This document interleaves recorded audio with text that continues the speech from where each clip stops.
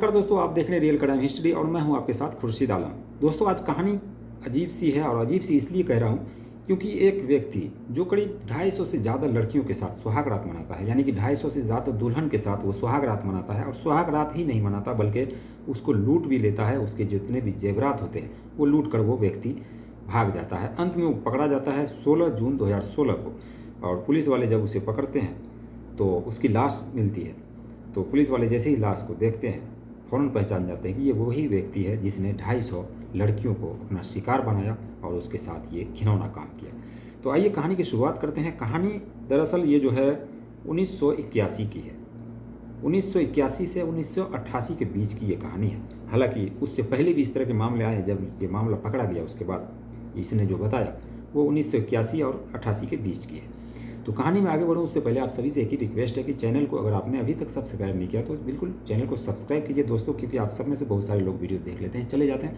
तो सब्सक्राइब भी कीजिए और वीडियो को लाइक भी कीजिए, कमेंट भी कीजिए, क्योंकि जब तक आप सब्सक्राइब लाइक नहीं करेंगे तो हमारा हौसला नहीं बढ़ेगा। तो ज़रूरी है कि चैनल को सब्सक्राइब करें, जैसे आप सब ने बहुत सारे लोगों को कर रखा होगा। तो सब्सक्राइब करने का कोई पैसा तो लगता नहीं है, तो इसलिए आप सभी से रिक्वेस्ट रहती है और कि कम से कम चैनल को सब्सक्राइब करें। चलिए कहानी की शुरुआत करते हैं। कहानी राजस्थान के जोधपुर की है। जोधपुर का एक गांव था। उसी गांव में रहने वाली एक सविता नाम की लड़की, जिसकी शादी तो पहले हो चुकी थी। उसकी बहुत ही कम उम्र में, करीब 13 या 14 साल की उम्र में उसकी शादी हो चुकी थी, लेकिन उसका गौना नहीं हुआ था। अक्सर ये रिवाज होता था पहले ज़्यादातर कि शादी तो करा दी जाती थी कम उम्र में, लेकिन उसका गौना नहीं होता था। गौना होने के बाद लड़की जो वो ससुराल जाती थी। तो सविता अपने घर में थी।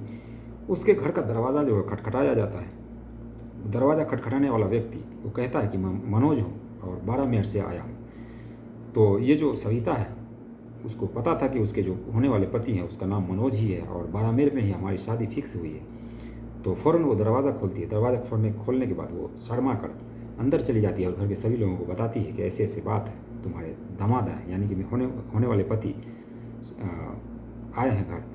तो घर के सभी लोग जो तैयारी में जुट जाते हैं, क्योंकि दामाद आया था। खाना वगैरह सब कुछ होता है, खाना बनता है। सविता अपने पति को खाना खिलाने के लिए उस कमरे में जाती है। तो ये जो मनोज है वो कहता है कि दरअसल आज हमारी पहली रात है और सुहाग रात है, तो इसलिए मैं जो है आया हूँ और शादी से पहले आया हूँ। तो तुम सुहाग रात है तो इसलिए तुम आज जो है ना शादी का जोड़ा पहनना और उसी तरीके से सज कर आना जैसे एक दुल्हन सजती है। तो सविता ये सारी बात जो है वो अपनी मम्मी और जो भी चाचा चाची थे, जितने भी चाची या बहन ये सब थे, उन सबको बताती है। वो लोग भी कहते हैं कोई एतराज़ नहीं है, क्योंकि होने वाला तुम्हारा पति ही तो है, तो इसमें कोई एतराज़ नहीं है। सविता को एक दुल्हन की तरह सजाया जाता है। सजाने के बाद उसको उस कमरे में, मतलब उस अपने पति के साथ उस कमरे में जो भेज दिया जाता है। अब मनोज वहाँ पर इंतज़ार कर रहा था होने वाली पत्नी की।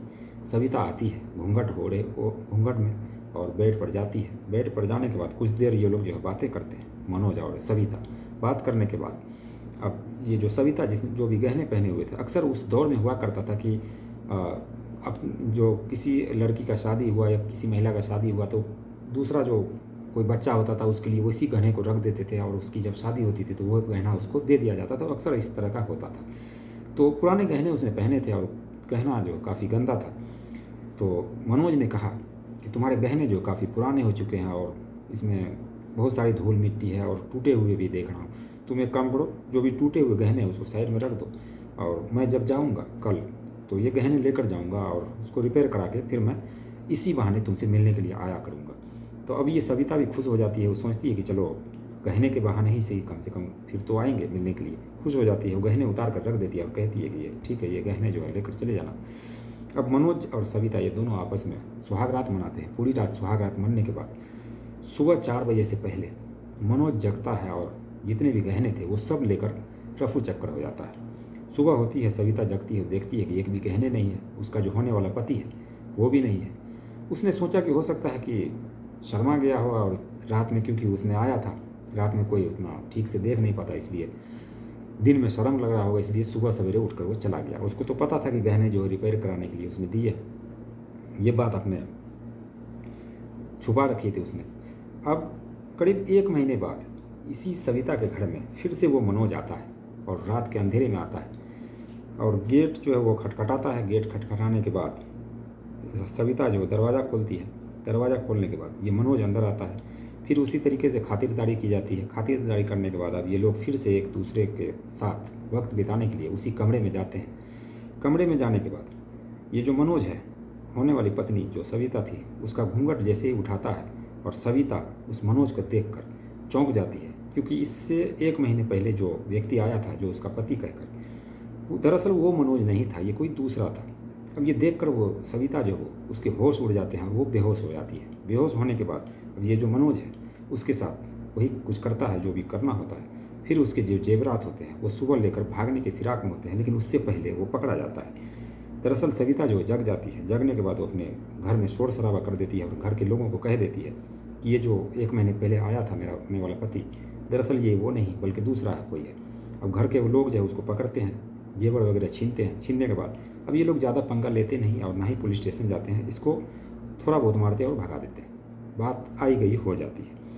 अब लेकिन ये जो सिलसिला है इसी तरीके से चल रहा था, लगभग हर घर में इस तरीके का चल रहा था। जो भी जहाँ भी लड़कियाँ होती थी उसको ये लोग देखते थे, और सिर्फ यही मनोज ही नहीं था बल्कि और भी लोग थे। 24 अगस्त 1988 को 12 मेर के चौहट्टन थाना क्षेत्र में एक जो लड़की थी, इसी तरीके से जो शादी हो चुकी थी, गौना नहीं हुआ था, उसके घर भी जो है दरवाज़ा खटखटाया जाता है। जियाराम जाट नाम का एक लड़का कहता है कि मैं तुम्हारा होने वाला पति हूँ, मैं लीमन से आया हूँ। दरअसल उस लड़की का रिश्ता भी लीमन में ही हुआ था।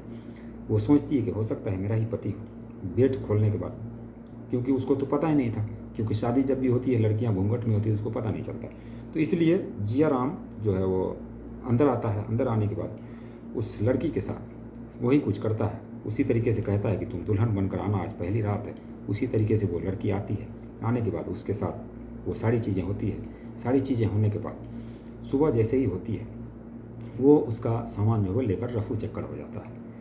फिर कुछ दिनों बाद वही जियाराम जाट वापस से उसी लड़की के घर में आता है, और आकर, क्योंकि रात के अंधेरे में वो लोग आया करते थे, उस वक्त बिजली बत्ती वगैरह हुआ नहीं करता था।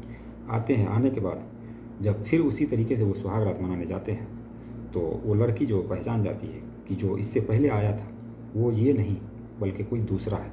अब ये शोर शराबा करती है, घर के अंदर लोग जागते हैं। जागने के बाद फ़ौरन इस जियाराम जाट को ये लोग पकड़ते हैं। पकड़ के खूब मारपीट करते हैं और पुलिस को थाने में ले जा करके इसको सौंप देते हैं पुलिस वालों को, और एक कहते हैं कि ये हमारे घर में चोरी करने के लिए आया था।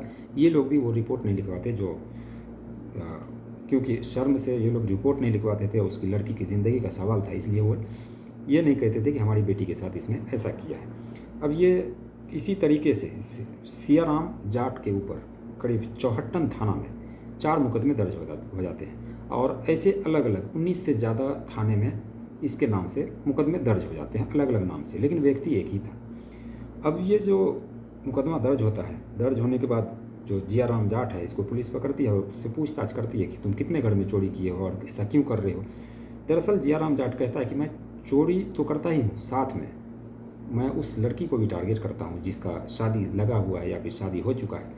शादी से गौना से पहले मैं उसके घर जाता हूँ, उसके साथ सुहाग रात मनाता हूँ और उसको कहता हूँ कि दुल्हन की तरह सज सवर कर आना, और वो जेवर लेकर आती है। दरअसल जेवर चुराने का मेरा काम ज़्यादा है, सुहाग रात मनाने का काम। तो इस तरीके से उसने कहा कि हमने करीब 250 से ज़्यादा लड़कियों के साथ इस तरीके से किया है और सभी के जेवरात मैंने चुराए हैं। कभी कभी पकड़ा भी गया, लोगों ने छोड़ दिया। रेप का मुकदमा दर्ज नहीं हुआ बल्कि चोरी का मुकदमा दर्ज होता है। अब ये जो जियाराम जाट है इसके खिलाफ, क्योंकि रेप का मुकदमा तो था नहीं, चोरी का मुकदमा था, तो पुलिस वाले कुछ दिन रखते हैं। चोरी में कितना सज़ा होगा उसी हिसाब से उसको सज़ा होती है, फिर छूट जाते हैं। छूटने के बाद 16 जून 2016 को इस जियाराम जाट की लाश मिलती है। लाश जो है बुरी अवस्था में थी, उसका जो फेफड़ा था वो गल चुका था, और इस तरीके से ये रात जो है वो सामने आती है जब पुलिस वाले उसको पहचान जाते हैं कि ये वही है, वही शख्स है जिसने 250 महिलाओं के साथ, लड़कियों के साथ रेप किया या फिर सुहाग रात मनाई। तो ये थी एक कहानी राजस्थान की। दोस्तों, इस कहानी को सुनाने का मकसद किसी की भावनाओं को ठेस पहुंचाना नहीं बल्कि आप सभी को जागरूक करना था कि इस तरह की क्राइम की कहानियाँ जो वो पहले हुआ करती थी, और पहले उस वक्त जो बिजली बत्ती ये सब नहीं हुआ करता था। रात के अंधेरे का लोग फ़ायदा उठाते थे और उसको खुद को अपना उसके घर वाले के दामाद बना करके वो चले जाते थे और उसकी लड़की के साथ इस तरीके का वाक़यात करते थे। ये थी ये कहानी। बाकी आपको कहानी कैसी लगी कमेंट सेक्शन में ज़रूर बताइएगा। चैनल को अगर आपने सब्सक्राइब नहीं किया तो चैनल को सब्सक्राइब कीजिए। मिलते हैं नेक्स्ट वीडियो में नई कहानी के साथ, तब तक के लिए बाय बाय, टेक केयर।